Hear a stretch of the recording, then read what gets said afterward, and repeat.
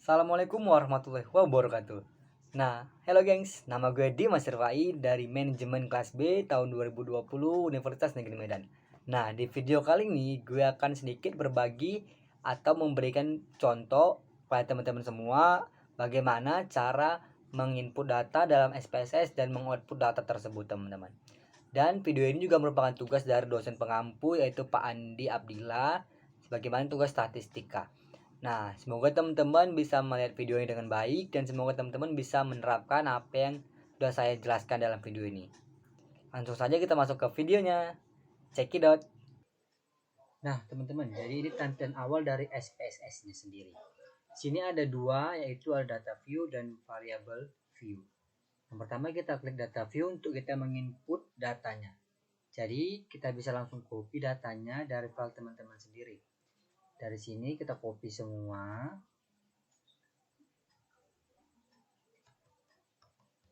Setelah kita copy, kita buka SPSS-nya yaitu di data view. Nah, di data view tinggal kita klik paste. Nanti akan muncul datanya. Nah, jika sudah muncul datanya seperti ini kan untuk di atasnya itu masih bertuliskan variabel 0001 dan seterusnya. Jadi kita bisa klik variable view. Nah, untuk ini kita bisa ganti namanya sesuai dengan data yang ada. Sini kita bisa ganti irit. Kemudian ada underdeal. Kemudian ada harga, model, warna, awet, promosi, dan kredit. Nah, untuk type-nya sendiri kita ganti ke numerik. Nah, sebelumnya kita bisa lihat dulu untuk di tampilan data view-nya tadi. Nah, jadi untuk di namanya itu sudah berubah teman-teman di atas. Kita bisa sesuaikan.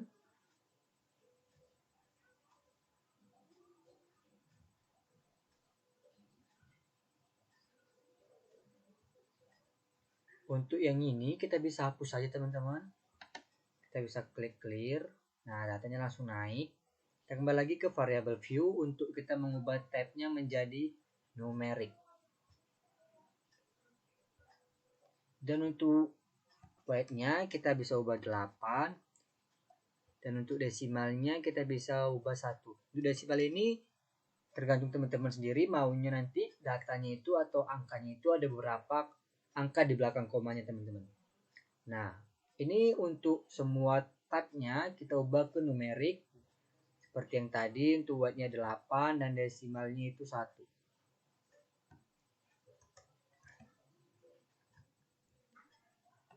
Jika sudah kita ubah menjadi numerik dan weight-nya 8 serta desimalnya 1, untuk kolomnya juga kita ubah ke 8.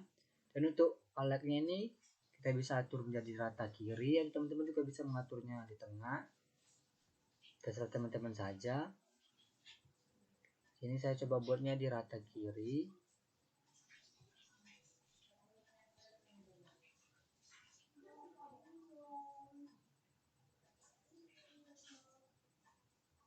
Dan untuk measure-nya itu semua dibuat nominal dan row-nya itu input. Jika sudah seperti ini, kita kembali lagi ke data view. Nah, jika hasilnya sudah seperti ini, kita langsung buat data tersebut menjadi output. Nah, sedangkan di SPSS sendiri sudah disediakan untuk lembar kerjanya itu ada 2. Yang pertama untuk menginput dan yang kedua itu ada output. Nah, jika kita belum memasukkan atau mengerjakannya, tampilan outputnya itu masih seperti ini teman-teman. Jadi, kita bisa mengerjakannya. Yang pertama itu kita klik analyze. Kemudian kita ke bawah ke dimension reduction. Kita klik faktor. Nah, untuk semua database atau semua nama ini kita masukkan ke variabel teman-teman. Yang irit, underdeal, harga, model, warna, awet, promosi, kredit. Jika sudah, kita klik description dan kita klik KMO and Barters Test of Parity dan kita klik anti image. Kita klik continue, kemudian kita klik OK. Nah, kita tunggu faktor analisisnya. Jadi sudah muncul itu KMO and Bartels test yang kita dapatkan. Di sini sekitar 0,56. Nah, jika sudah tes seperti ini, kita lihat lagi ke bawah jika semua sudah tercatat dan sudah tersedia. Nah, teman-teman, kita sekarang masuk ke data yang kedua atau tugas kedua. Dimana sini kita pertama menginput data yang terlebih dahulu. Kita copy datanya. Kemudian kita input atau kita paste di data view. Ini teman-teman di data view bukan di variable view. Nah, jika sudah masuk seperti ini, langkah yang kedua itu kita buka variable view dan kita ubah namanya sesuai dengan nama yang ada. Nah, seperti gaji, komisi, bonus, absen, tes, anak, dan kunjung. Jadi bisa kita ubah untuk namanya gaji, komisi,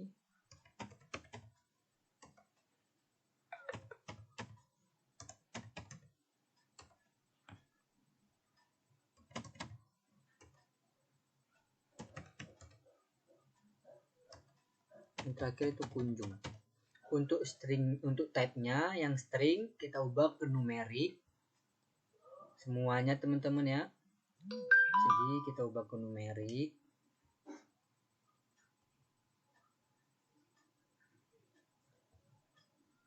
Selanjutnya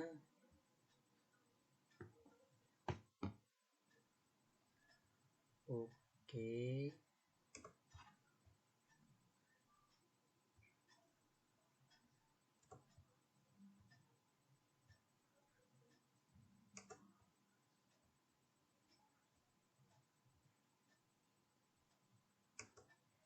Nah, untuk di weight-nya sendiri kita bisa buat 8. Sebenarnya ini sesuai dengan data teman-teman, tapi bisa kita lebihkan. Dan sini ada 7, jadi kita bisa buat 8 saja. Dan untuk kolomnya juga sudah sesuai. Untuk alatnya itu terserah teman-teman mau buat right, left, atau center. Measure-nya udah pas nominal dan role-nya input. Jika sudah seperti ini, teman-teman balik lagi ke data view. Nah, namanya sudah berganti. Dan untuk di baris yang pertama, itu karena kosong, karena namanya sudah berada di atas, jadi bisa kita hilangkan.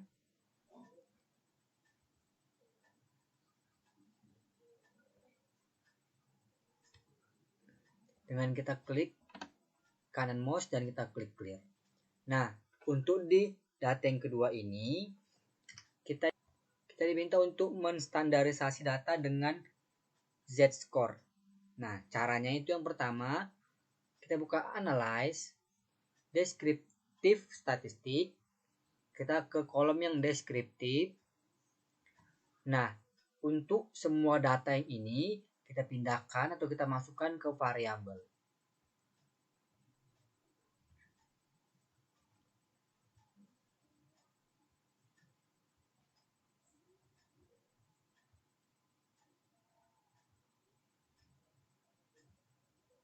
Nah, jika sudah semua, kita centang yang ada tulisannya Save Standardized Values as Variables.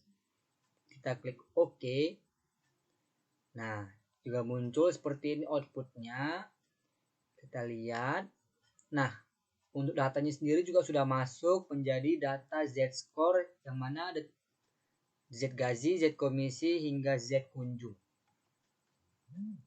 Jika sudah muncul data seperti ini atau Z-score seperti ini merupakan standarisasi dari masing-masing angka variabel yang tadi kita ketahui. Nah, jika angka variabel atau Z-score sudah diketahui, maka sekarang kita bisa memproses pengujian variabelnya lebih lanjut untuk kita mencari KMO dan anti image-nya sendiri, teman-teman. untuk mencari itu kita masuk ke tugas yang ketiga. Nah, teman-teman, kita sudah masuk ke tugas yang ketiga dengan data yang ketiga. Jika data kedua tadi kita hanya mencari Z-score-nya, sedangkan data ketiga ini kita sudah disajikan untuk tampilan Z-score-nya sendiri. Nah, jadi kita input datanya dulu dengan klik copy seperti biasa. Lalu kita masukkan datanya itu di paper atau di blank data view. Kita paste.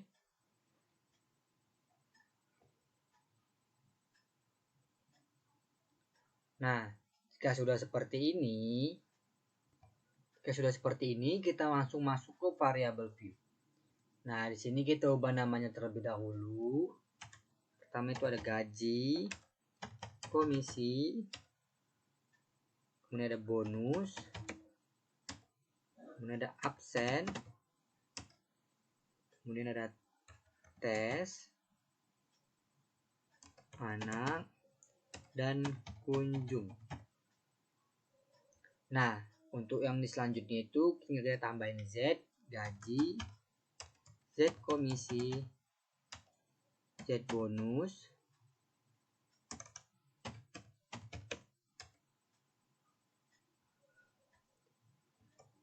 Z bonus, Z absen, Z tes, Z anak, dan yang terakhir itu Z kunjung. Nah, untuk di tabnya sendiri kita ubah semuanya ini teman-teman, Z kunjung. Nah, jika sudah kita ubah, selanjutnya kita ubah type-nya yaitu menjadi numerik. Semua kita ubah ke numerik. Jika sudah semua type-nya kita ubah ke numerik, untuk di weight-nya kita bisa ubah 8. Nah, jika sudah, selanjutnya itu kita kembali ke data view. Nah, ini masih banyak yang kosong teman-teman. Sebenarnya tidak perlu khawatir teman-teman, kita bisa mengisi datanya ulang dengan cara pertama kita hapus dulu datanya yang ada dengan klik Ctrl plus X. Nah, kita remove semua, kita kembali ke Word tadi untuk mengcopy datanya kembali. Nah, sudah, tinggal kita masukkan saja.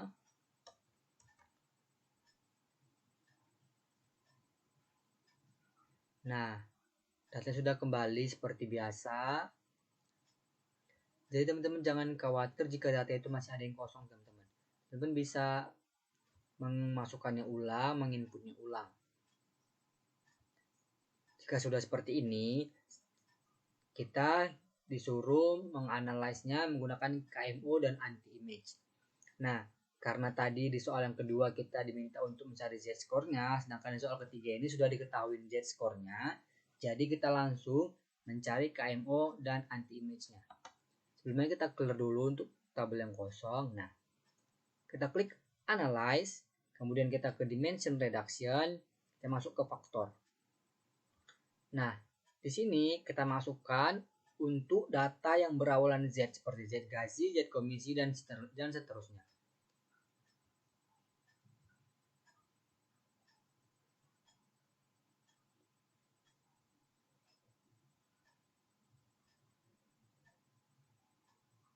Jika sudah, kita klik Descriptive untuk kita menceklis KMO dan anti-image. Kita klik Continue, kemudian kita klik OK. Nah, jika sudah muncul data seperti ini, kita lihat apakah KMO-nya sudah tersignifikan. Nah, maksud tersignifikan di sini apabila hasilnya itu berada di antara atau lebih dari 0,5 teman-teman. Nah, di sini untuk KMO-nya sendiri itu 0,507. Berarti sudah tersignifikan. Nah, sebelumnya untuk selesai kita bisa mengecek di anti-image teman-teman. Untuk mengetahui apakah ada data yang salah atau tidak, kita lihat di anti-image. Di anti-image correlation, Nah, di sini kita lihat untuk di Z gaji dan sampai Z kunjung. Kita lihat teman-teman di anti-image correlation-nya. Di sini Z gaji. Nah, itu sudah 0,528A. Kita lihat yang ada tanda kutip atau tanda A-nya, yang tanda kecil A di atas. Nah, untuk di Z komisi itu masih berada di bawah 0,5 karena dia masih 0,48. Dan Z bonus juga sama, dia masih berada di bawah 5 dengan hasil 0,450. Untuk di Z absen sudah lebih dari 0,5. Di Z test juga sudah lebih dari 0,5. Di Z anak itu masih di bawah 0,5 dan di Z kunjung itu masih di bawah 0,5. Nah, teman-teman catat apa saja yang berada di bawah 0,5. Untuk kita menguji datanya ulang dengan cara kita klik lagi analyze, kemudian kita ke dimension reduction, kita klik faktornya. Nah, tadi saya suruh catat datanya yang di bawah 0,5. Untuk apa? Untuk kita mengeluarkannya dari variabel ini, teman-teman. Tadi yang pertama itu ada di Z komisi, karena dia berada di bawah 0,5, kita keluarkan. Kemudian ada di Z bonus, kita keluarkan, kita usir dia, teman-teman. Nah, kemudian ada di Z anak, dan yang terakhir itu ada di Z kunjung. Nah, sebenarnya jika lebih efisien, teman-teman bisa mengeluarkannya secara satu persatu. Misalnya, teman-teman mengeluarkan Z kunjung terlebih dahulu, baru teman-teman uji datanya ulang, kemudian teman-teman keluarkan lagi Z komisi, uji datanya ulang, hingga sampai ke Z yang terakhir, ke 4 Z yang datanya di bawah 0,5. Tapi di sini saya langsung mengeluarkannya secara 4.